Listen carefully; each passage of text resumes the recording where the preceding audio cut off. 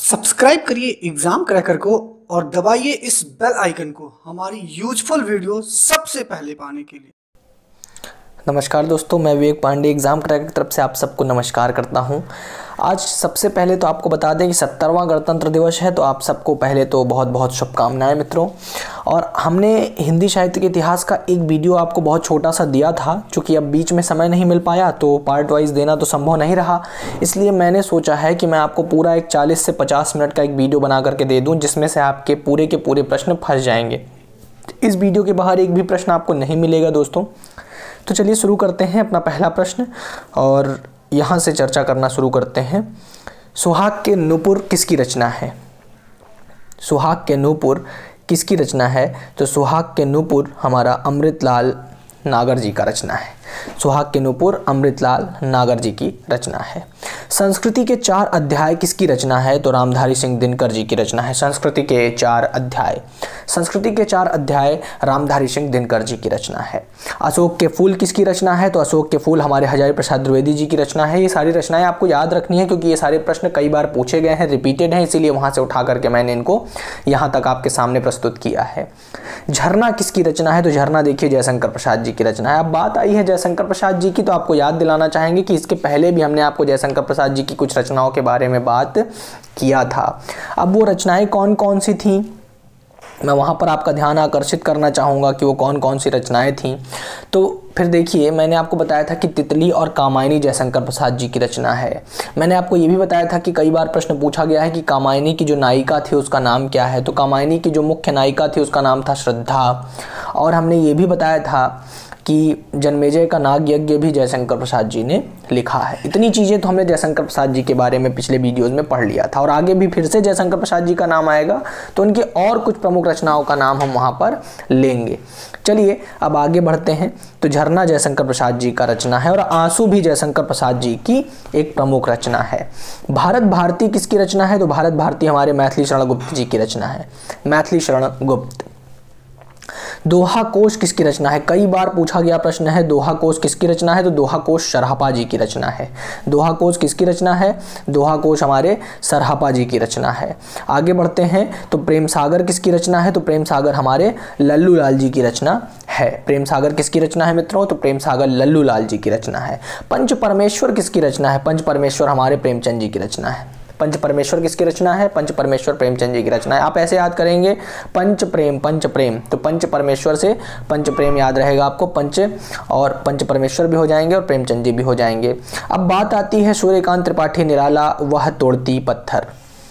देखिए, मैं यहाँ पर अब इनका नाम आया है तो मैं नहीं चाह रहा था कि वीडियो बहुत लंबा जाए, लेकिन कुछ नाम ऐसे होते हैं जिनकी चर्चा करना बड़ा आवश्यक होता है।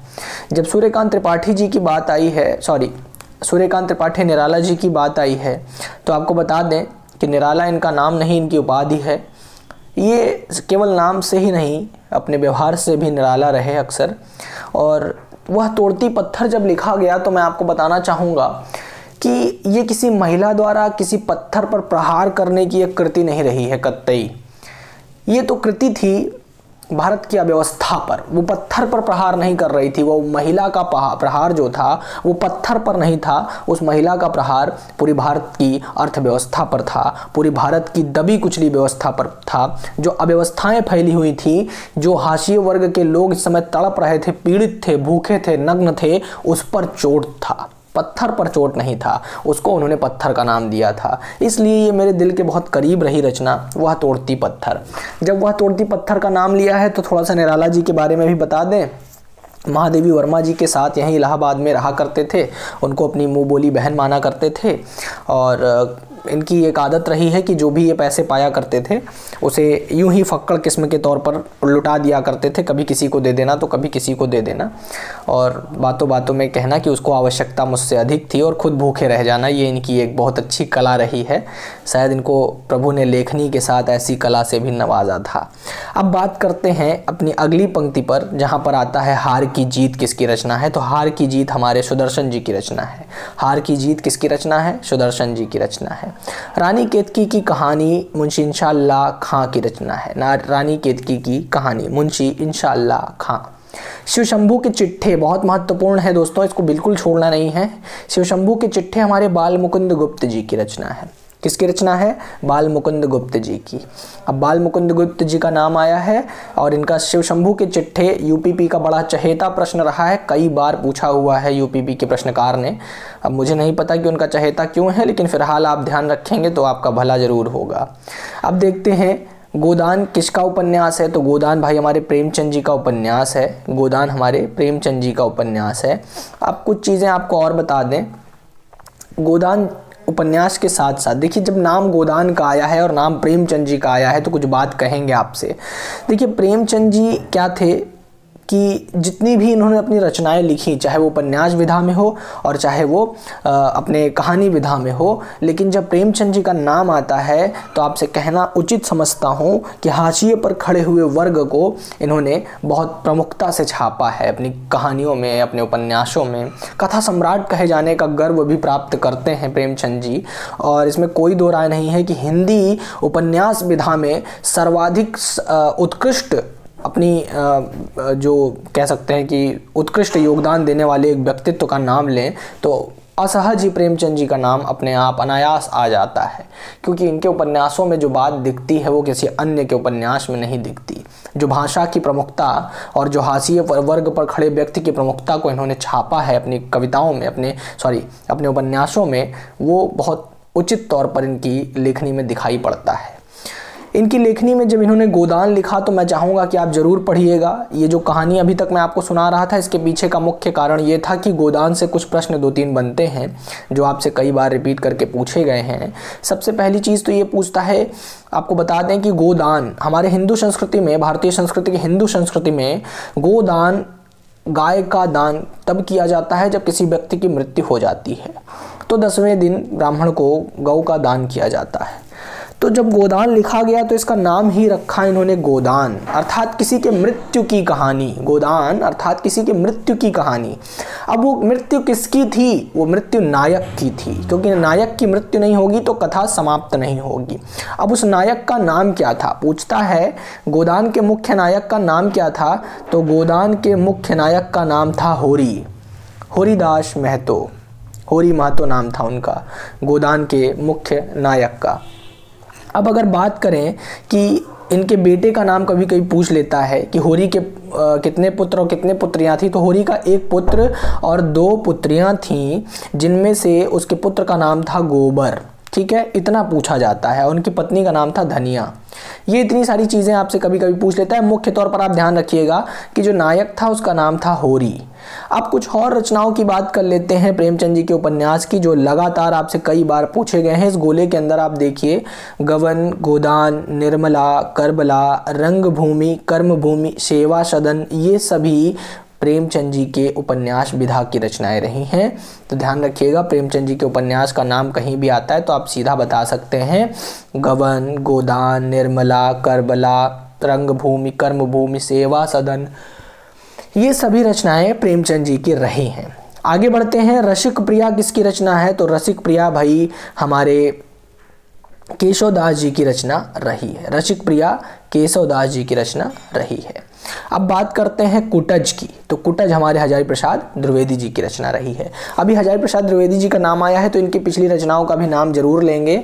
अभी हमने इसके पहले आपको बताया कि अशोक के फूल भी हजारी प्रसाद द्विवेदी जी की रचना रही है। फिर आ गया है कुटज, तो कुटज भी हजारी प्रसाद द्विवेदी जी की रचना रही। तो हजारी प्रसाद द्विवेदी जी की कितनी रचनाएं हमने अभी तक पढ़ लिया? हमने पढ़ा कुटज किसकी रचना? हजारी प्रसाद द्विवेदी। हमने पढ़ा अशोक के फूल किसकी रचना? हजारी प्रसाद द्विवेदी। आंसू जयशंकर प्रसाद जी की रचना है। ये मैंने आपको इसके पहले, जब झरना, इसके पहले वाली लाइन पर आप जाएंगे, जब मैंने इसके पहले आपको जो पेज पढ़ाया है उसमें मैंने आपको बताया कि झरना किसकी रचना है, तो झरना जयशंकर प्रसाद जी की रचना है। वहीं पर मैंने आपको याद दिलाया था कि कामायनी भी जयशंकर प्रसाद जी की रचना है। जन्मेजय का नाग यज्ञ भी जयशंकर प्रसाद जी की रचना है। और कामायनी की मुख्य नायिका का नाम क्या है? श्रद्धा। ठीक है, चलिए अब आगे बढ़ते हैं। रामचरितमानस किस भाषा में लिखा गया है? तो रामचरितमानस भाई हमारा अवधी भाषा में लिखा गया है। रामचरितमानस तुलसी द्वारा रचित था। तुलसीदास जी की कुछ और अन्य रचनाओं की बात करें तो कवितावली, दोहावली, गीतावली, रामचरितमानस, बरवय रामायण, जानकी मंगलम, पार्वती मंगलम, ये सभी तुलसीदास जी की कुछ प्रमुख रचनाओं का नाम था। एक प्रश्न मैं आप सबसे कमेंट बॉक्स में कमेंट करके उत्तर लेना चाहूँगा इसका, कि तुलसीदास जी किस शाखा के कवि थे, अर्थात किस धारा के कवि थे? रामाश्रयी थे, कृष्णाश्रयी थे, या सगुण भक्ति शाखा के थे, या निर्गुण भक्ति शाखा के थे?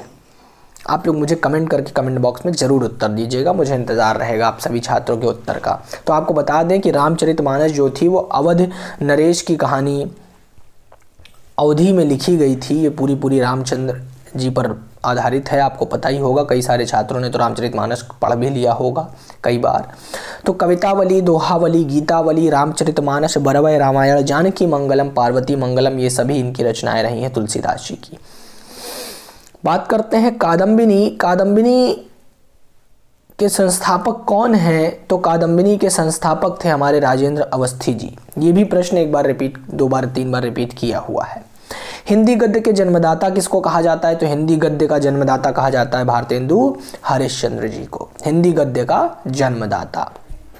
बात करते हैं हिंदी गद्य काल का स्वर्ण काल, तो भक्ति काल को, गद्य काल का स्वर्ण काल भक्ति काल को कहा जाता है, क्योंकि इस काल में केवल और केवल भक्ति की बात होती थी, केवल और केवल प्रभु की बात होती थी।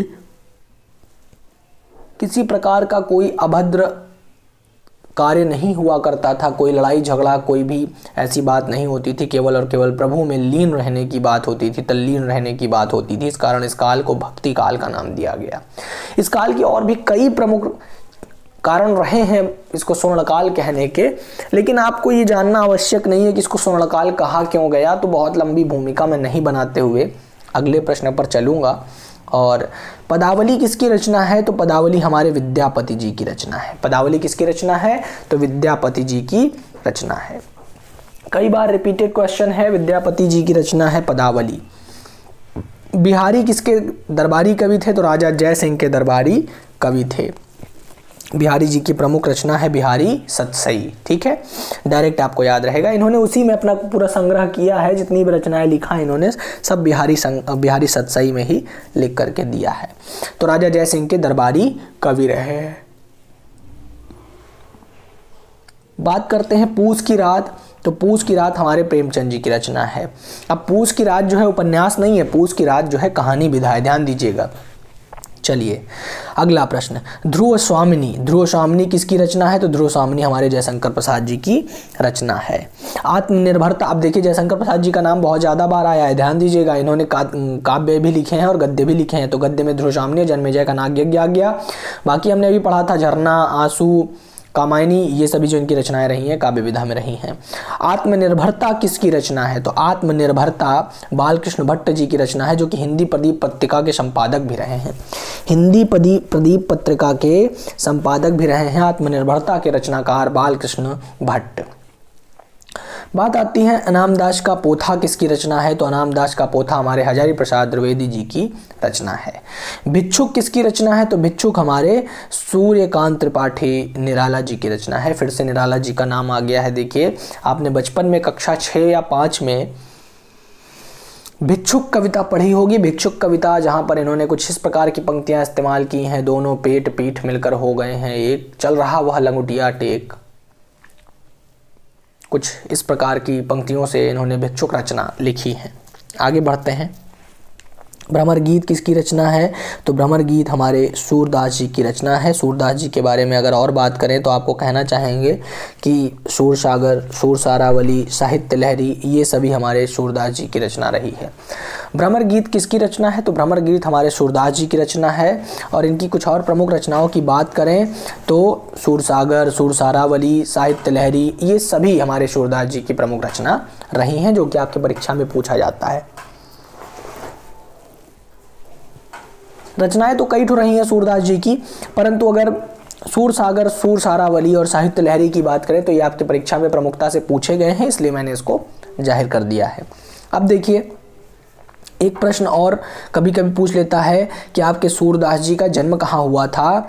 तो ये आगरा के पास रुनकता नामक ग्राम में इनका जन्म हुआ था। रुनता नहीं, बहुत लोग रुनता लिख देते हैं, रुनता नहीं होता है, ये गलत है। रुनकता नामक ग्राम में इनका जन्म हुआ था। तो आगरा के पास एक जगह है रुनकता, एक गाँव है, वहीं पर इनका जन्म हुआ था। ईदगाह किसकी रचना है? आपने बचपन में कक्षा 5 में इनकी कहानियाँ पढ़ी होंगी प्रेमचंद जी की, जहाँ पर एक बालक होता है और वो अपनी दादी के हाथ बार बार जल जाने से, उसका नाम हामिद रहता है, दादी का हाथ क्योंकि चिमटा ना होने के कारण बार बार जल जाया करता है, तो चिमटा मेले से खरीद करके ले आता है पैसे बचा के। उसी की कहानी है ईदगाह। ठीक है, तो ईदगाह जो है प्रेमचंद जी की कहानी है। वीरों का कैसा हो बसंत, बहुत ही प्रसिद्ध रचना, सुभद्रा कुमारी चौहान। वीरों का कैसा हो बसंत, सुभद्रा कुमारी चौहान जी की रचना है। संदेश राशक किसकी रचना है? तो संदेश राशक हमारे अब्दुल रहमान जी की रचना है। अब्दुल रहमान जी की रचना है संदेश राशक। आत्मजयी के रचयिता कौन है? तो आत्मजयी के रचयिता है कुंवर नारायण जी। आत्मजयी के रचयिता कुंवर नारायण जी। आषाढ़ का एक दिन मोहन राकेश जी की रचना है। मोहन राकेश जी का नाम आया है तो ज़रूर इनके विषय में मैं कुछ कहना चाहूँगा। मोहन राकेश एक ऐसे व्यक्तित्व का नाम है जो, मैं अगर अपनी बात करूं तो मेरे बहुत प्रिय लेखक रहे मोहन राकेश जी। इनके जीवन में, अगर आप इनके जीवन में झांक कर देखेंगे तो इनका जीवन काल बिल्कुल हतप्रभ कर देने वाला रहता है, आप दांतों तले उंगलियां दबा लेंगे। हुआ यूँ था, भारत विभाजन का समय था, इन्हें घर छोड़ करके जाना था और ये किराए के मकान में रहते थे। उसी बीच दंगे फसाद में इनके पिताजी की मृत्यु हो जाती है और कई लोग ले आकर के इनके पिताजी की लाश को के घर में रख जाते हैं। तो इनके पिताजी और घर में काफ़ी गरीबी होने के कारण कई महीनों से किराया नहीं दिए रहते हैं अपने मकान का, जिसके कारण जो मकान मालिक हुआ करता है वो इनके पिताजी की लाश को घर से बाहर नहीं निकलने देता। वो कहता है कि जब तक मुझे मेरे पैसे नहीं मिल जाते, हर्जाना नहीं मिल जाता जब तक मुझे मेरा, मैं तब तक यहाँ से आप लोगों को निकलने नहीं दूंगा। चाहे लाश पड़े पड़े यहीं सड़ जाए, बदबू करने लगे, लेकिन मैं यहाँ से आप लोगों को निकलने नहीं दूंगा। उस परिस्थिति में मोहन राकेश केवल 6 वर्ष का बालक हुआ करते थे और उस परिस्थिति में जब इन्होंने अपनी माँ को देखा कि विवाह के बाद जब विवाहित स्त्री को अपने कंगन चूड़ी तोड़ देने होते हैं, उस परिस्थिति में उन्होंने उस चूड़ी को अपने हाथ से निकाल करके बेच करके उनको पैसे दिए थे उनके मकान मालिक को। तो ऐसी परिस्थिति से आगे निकल करके आए मोहन राकेश।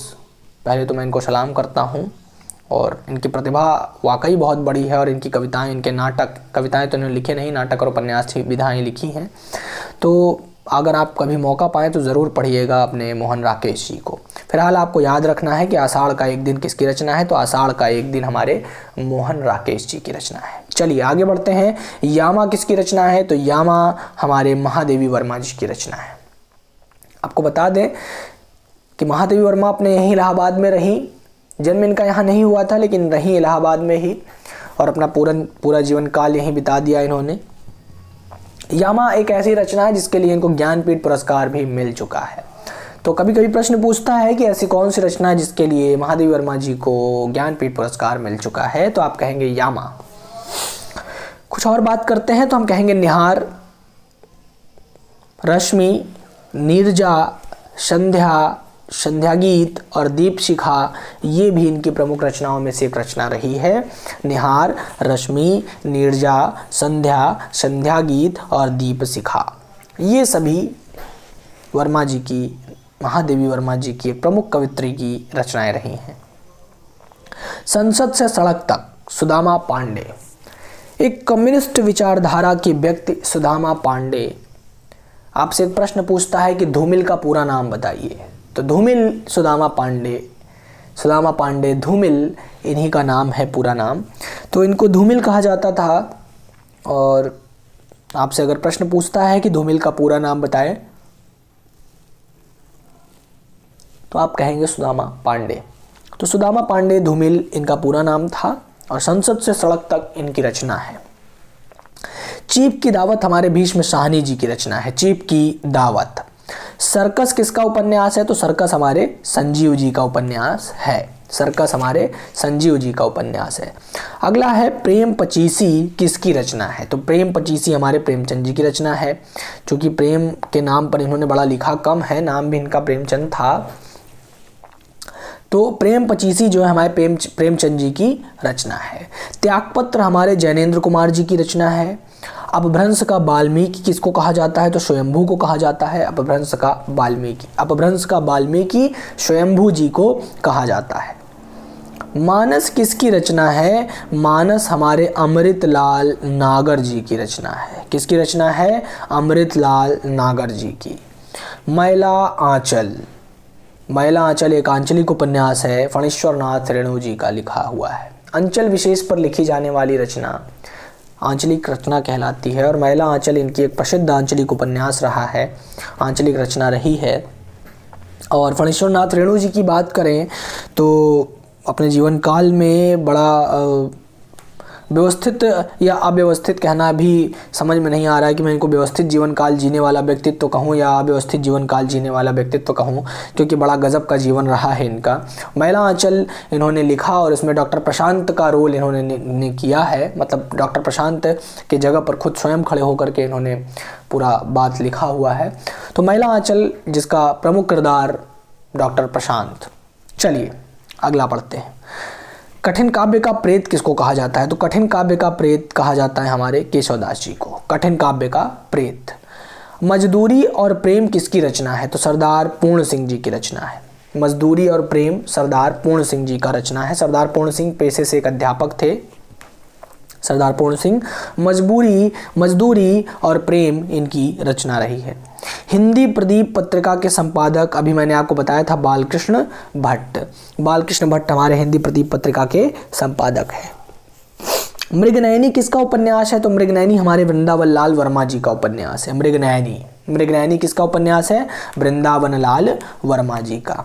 चंद्रवरदाई के दरबारी कवि कौन थे? चंद्रवरदाई के दरबारी कवि पृथ्वीराज चौहान। कौन थे? पृथ्वीराज चौहान। अगला देखिए, कितने पाकिस्तान किसका उपन्यास है? तो कितने पाकिस्तान हमारे कमलेश्वर दत्त जी का उपन्यास है, कमलेश्वर जी का। ठीक है, तो कमलेश्वर जी का उपन्यास है हमारे कितने पाकिस्तान। प्रयोगवाद के प्रवर्तक कवि अज्ञेय। अब अज्ञेय का नाम आया है तो आपसे एक प्रश्न पूछता है कि अज्ञेय जी का पूरा नाम बताइए। अज्ञेय जी का पूरा नाम था सच्चिदानंद हीरानंद वात्स्यायन अज्ञेय। एक प्रश्न पूछता है, अज्ञेय इनको एक उपाधि प्राप्त हुई थी और वो प्राप्त हुई थी प्रेमचंद जी के द्वारा। असेंबली में बम बनाते हुए पकड़े गए थे, असेंबली के बाहर, जो कि फोड़ा गया था हमारे भगत सिंह जी द्वारा। अब बात करते हैं प्रयोगवाद के प्रवर्तक कवि होने की, तो अज्ञेय जी हैं और प्रयोगवाद की कविताएं लिखने का श्रेय पूरा हमारे अज्ञेय जी को जाता है। सच्चिदानंद इनके पिताजी का नाम था, हीरानंद इनका नाम था, वत्स गोत्र था इनका, इसलिए वात्स्यायन कहे जाते हैं और पंजाबी ब्राह्मण थे ये एक। और अगर कुछ इनके बारे में बताना चाहें तो अपनी लेखनी में प्रखर प्रयोगवाद लिखने का श्रेय अज्ञेय जी को जाता है। और जब असेंबली के लिए जो बम फोड़ना था भगत सिंह जी को, जब इनको पकड़ लिया गया तो जेल में डाल दिया गया। उस परिस्थिति में इन्होंने एक रचना लिखी 9 वर्ष में, जब इनको पता था कि अब तो मेरी मृत्यु निश्चित है, अब तो ये लोग मुझे फांसी पर चढ़ा देंगे, अब तो कोई बचा नहीं पाएगा मुझे। तो उस परिस्थिति में लिखा गया इनका उपन्यास, जो कि बड़ा ही चर्चित रहा है, शेखर एक जीवनी। ऐसा माना जाता है कि शेखर एक जीवनी में शेखर अज्ञेय जी स्वयं उतर करके आए हैं। तो यहाँ से एक प्रश्न और बनता है, शेखर एक जीवनी किसका उपन्यास है? तो अज्ञेय जी का उपन्यास है, जो कि 9 वर्षों में लिखा गया है पूरा। एक व्यक्ति जिसको ये पता है कि अब तो मेरी मृत्यु हो जाएगी, अब मेरा बचना नामुमकिन है, उस परिस्थिति में लिखी गई रचना अज्ञेय जी की शेखर एक जीवनी। मैथिली कोकिल किसे कहा जाता है? तो मैथिली कोकिल हमारे विद्यापति जी को कहा जाता है। ध्यान दीजिएगा, विद्यापति जी पर बहुत सारे प्रश्न आते हैं। प्रकृति के सुकुमार कवि सुमित्रानंदन पंत, जिन्होंने प्रकृति को ही अपना जीवन मान लिया, प्रकृति के विषय में अत्यंत काफ़ी सारी रचनाएं भी लिखे, सुमित्रानंदन पंत। कथा सम्राट प्रेमचंद जी को कहा जाता है, मैंने उपन्यास बताते समय ही बता दिया था। राग सोरठा किसकी रचना है? तो मीराबाई जी की रचना है। राग सोरठा मीराबाई जी की रचना है। कुछ और इनकी प्रमुख रचनाएं रही हैं मीराबाई जी की। इनकी कुछ और प्रमुख रचनाओं की बात करें तो राग गोविंद, गीत गोविंद, नरसिंह जी का मायरा, ये सभी मीराबाई जी की अत्यंत प्रमुख रचनाओं में से एक रचना रही है। सूर पचीसी किसकी रचना है? तो सूर पचीसी हमारे सूरदास जी की रचना है। सूर पचीसी सूरदास जी की रचना है। दान लीला किसकी रचना है? तो दान लीला हमारे रसखान जी की रचना है। रसखान जी की कुछ और रचनाओं की बात करें तो दान लीला, सुजान रसखान सबसे प्रमुख रचना है इनकी, जो कई बार पूछा गया है। कौन सी रचना? सुजान रसखान। सुजान रसखान किसकी रचना है? सुजान रसखान रसखान जी की रचना है। और प्रेम वाटिका किसकी रचना है? तो प्रेम वाटिका भी रसखान जी की रचना है। अब आते हैं भारतीय लेखन शैली के चितेरे कवि कहें या उपन्यासकार कहें या कहानीकार कहें, जो भी कहें वो सब कम होगा, लेकिन इनकी काव्य विधा का कायर समस्त समाज, समस्त हिंदी समाज, इनके उर्वशी, इनकी एक रचना, उर्वशी के विषय में थोड़ी सी बात करेंगे जहाँ से प्रश्न बनते हैं। उर्वशी 5 अंकों में लिखी हुई एक रचना है जिसमें इन्होंने रामवंशी पुरुरवा, जो कि नायक होते हैं उर्वशी के, और इसकी नायिका स्वयं उर्वशी रहती है। तो उर्वशी 5 अंकों में लिखी हुई एक रचना है जो कि प्रेम के ऊपर लिखी गई एक रचना है। वहाँ पर उर्वशी और पुरुरवा के प्रेम का एक रचना लिखी गई है। और थोड़ा वीडियो बहुत लंबा हो जाएगा, नहीं तो मैं आपको इनके काव्य की कुछ दिखाता, आपको पढ़ करके सुनाता कि इनके काव्य में क्या और महत्वपूर्ण था इनकी रचना में, प्रेम को किस प्रकार इन्होंने उद्वेगित किया है अपनी रचनाओं में। खैर, इनकी कुछ और 1961 में वैसे जो है आपका उर्वशी आया था, छपा हुआ था 1961 में, जो कि रामधारी सिंह दिनकर द्वारा था। हमारे जवाहरलाल नेहरू जी के साथ काम किया रामधारी सिंह दिनकर जी ने। एक कथा बड़ी प्रचलित है, एक बार कहा जाता है कि रामधारी सिंह दिनकर जी संसद की सीढ़ियों पर खड़े होकर के जवाहरलाल नेहरू जी का इंतजार कर रहे थे। जब वो आए तो बड़ी तेजी के साथ चल रहे थे, इस कारण उनका पैर लड़खड़ा गया और वो गिरने लगे। तो रामधारी सिंह दिनकर जी ने उनको थाम लिया और जब वो कुर्सी पर बैठे तो उन्होंने रामधारी सिंह दिनकर जी के कानों में कहा कि दिनकर जी धन्यवाद, आपने मुझे गिरने से बचा लिया। तो दिनकर जी ने कहा कि जब भी राजनीति अपने कदम लड़खड़ाएगी, बचकानी चाल चलेगी, तो मेरे जैसा लेखक इस समाज के हित में आपकी रक्षा करेगा। तो इनकी ये सभी बातें जो आजकल किंवदंतियों में मिलती हैं, जो हम लोग पढ़ते हैं, ये बड़ी हतप्रभ कर देने वाली होती हैं। इनके विषय में थोड़ी और चर्चा करेंगे क्योंकि एक प्रश्न और बनता है, कहता है कि रामधारी सिंह दिनकर जी के बचपन का नाम बताइए। तो इनके बचपन का नाम था नुनुआ। जी हाँ, नुनुआ बड़ा हास्यास्पद लगा होगा आप लोगों को, लेकिन रामधारी सिंह दिनकर जी के बचपन का नाम था नुनुआ। सिमरिया नामक ग्राम में जन्म लिए रामधारी सिंह दिनकर और इनकी मृत्यु बिहार में है सिमरिया, और बिहार के ही बेगूसराय नामक स्थान में इनकी मृत्यु हुई थी। सिमरिया नामक ग्राम में जन्म लिए और वहीं से तकरीबन 15 किलोमीटर नदी हुआ करती थी, उससे तैर करके जाया करते थे पढ़ने के लिए। ये अपने आप तैर करके नहीं, पितु नाव से बैठ करके जाया करते थे, जो कि एक ही नाव होती थी उस वक्त। और बड़ी दुर्लभ परिस्थिति में अध्ययन किया रामधारी सिंह दिनकर जी। इनके पिताजी की मृत्यु बहुत कम वर्ष में, 3 वर्ष की उम्र में महज हो गई थी, और एक माँ पर इतना बोझ था कि 3 बच्चों को पालना, जिसमें से इनका जो बड़ा भाई था कक्षा 8 में 3 बार फेल हो चुका था। छोटे भाई का भी पढ़ने में कुछ खास मन नहीं लगता था, ये मध्यस्थ थे। और बड़े भाई और छोटे भाई ने निश्चय किया कि हम दोनों पढ़ेंगे नहीं, मजदूरी करेंगे और नुनुआ पढ़ ले। उस परिस्थिति में नुनुआ ने पढ़ाई की, और आपको इनके जीवन काल के विषय में ज़रूर पढ़ना चाहिए। रामधारी सिंह दिनकर जो अत्यंत उच्चस्थ पदों पर बैठ करके कार्यरत रहे और आगे बढ़े, और बेबाक लेखनी के लिए जाने जाते हैं रामधारी सिंह दिनकर। इनकी कुछ और प्रमुख रचनाओं का नाम लें तो रश्मिरथी मेरी एक बहुत पसंदीदा रचना रही है, रश्मिरथी, जिसमें इन्होंने कर्ण के विषय में पूरी चीज़ें लिखी हैं। कुरुक्षेत्र भी इनकी रचना रही है, उसमें भी इन्होंने महाभारत का जिक्र किया है। हुंकार, रेणुका, इतिहास के आंसू, रसवंती और रश्मिलोक, ये सभी इनकी प्रमुख रचनाएं रही हैं। इनकी एक एक रचना इनकी बेबाक लेखनी का सबूत देती है। इनका नाम है रामधारी सिंह दिनकर। उम्मीद करता हूँ कि आपको इनके विषय में मैंने जो भी बताया आपको अच्छा लगा होगा, और आप सुने होंगे सारी चीज़ों को और इनकी रचनाओं को याद भी रख पाएंगे। साकेत, मैथिली शरण गुप्त। साकेत किसकी रचना है? हमारे मैथिली शरण गुप्त जी की रचना है। साकेत, भारत भारती, यशोधरा, जयद्रथ व्रत, नहुष, झनकार, पंचवटी और हिंदू, ये सभी जो है हमारे मैथिली शरण गुप्त जी की रचना है। मैथिली शरण गुप्त जी की रचनाओं की बात करें, एक बार फिर से नाम लेंगे। साकेत, भारत भारती, यशोधरा, जयद्रथ व्रत, नहुष, झनकार, पंचवटी और हिंदू, ये सभी मैथिली शरण गुप्त जी की प्रमुख रचनाएं रही हैं।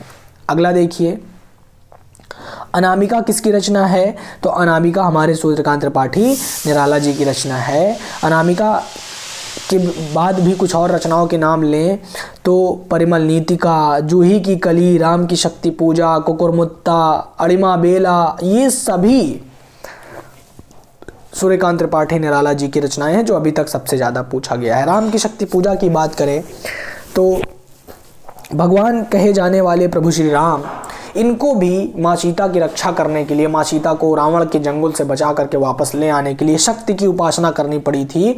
उसी पर रचित है ये पूरी राम की शक्ति पूजा।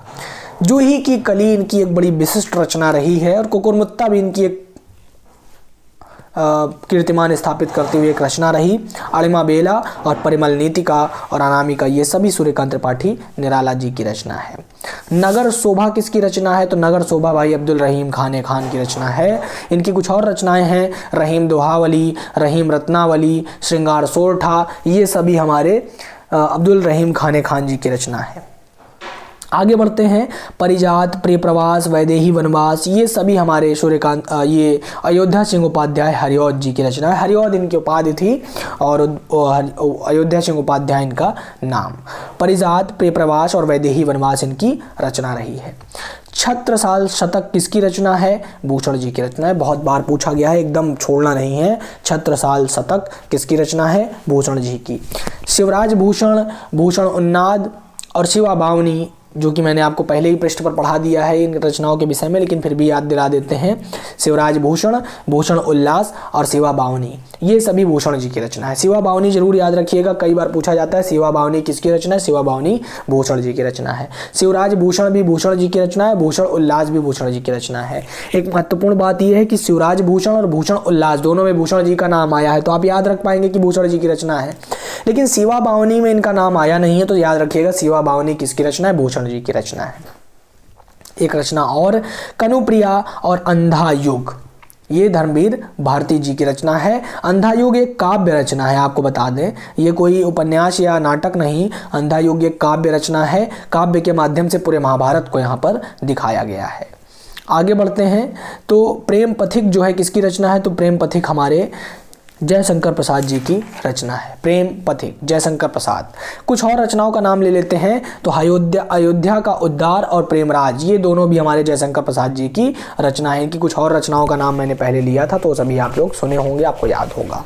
युगांत किसकी रचना है? युगांत हमारे सुमित्रानंदन पंत जी की रचना है। इनकी कुछ और रचनाओं का नाम लें सुमित्रानंदन पंत जी के तो गुंजन, उच्छ्वास, युगवाणी और स्वर्णधुली। फिर से बोलते हैं, गुंजन, उच्छ्वास, युगवाणी और स्वर्णधुली, ये सभी हमारे सूर्यकांत सुमित्रानंदन पंत जी की रचना है। ठीक है, आगे बढ़ते हैं। प्रेम माधुरी। प्रेम माधुरी हमारे भारतेंदु हरिश्चंद्र जी की रचना है।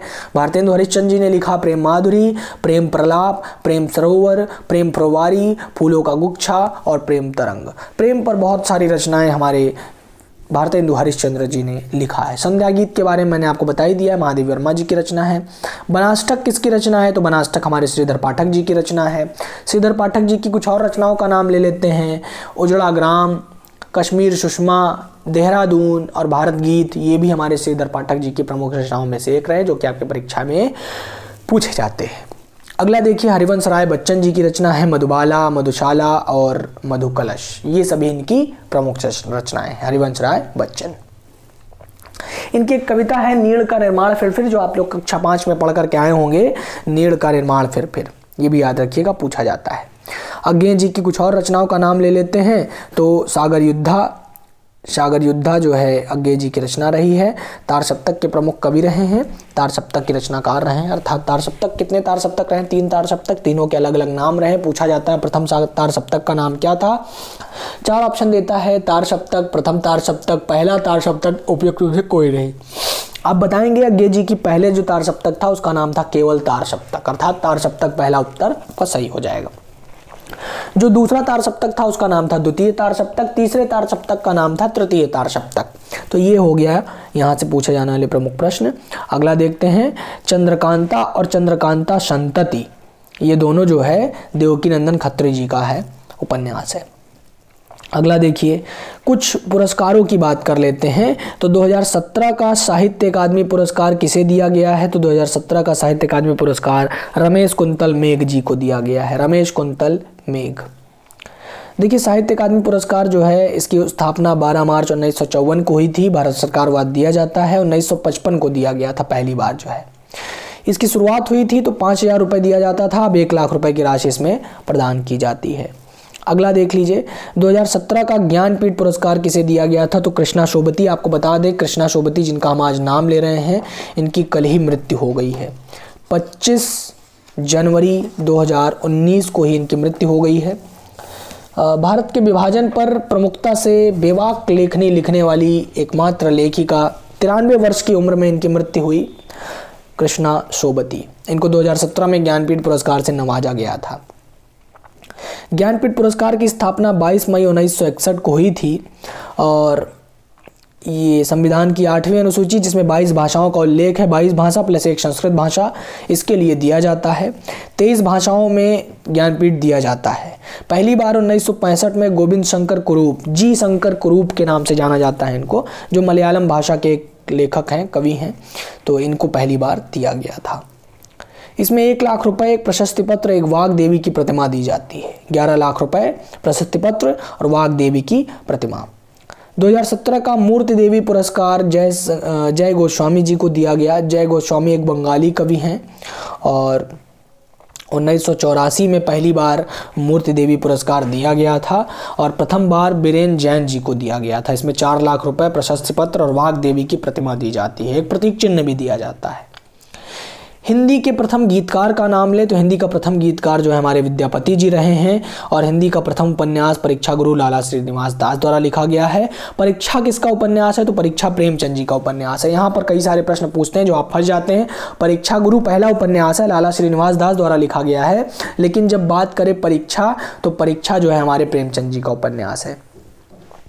यहीं पर आपसे थोड़ी चर्चा करेंगे। आप कहेंगे सर 2018 का ज्ञानपीठ बताएं, 2017 का बताएं, 2018 का भी बता दीजिए, क्योंकि 2018 का प्रश्न ज़्यादा पूछने की संभावना है।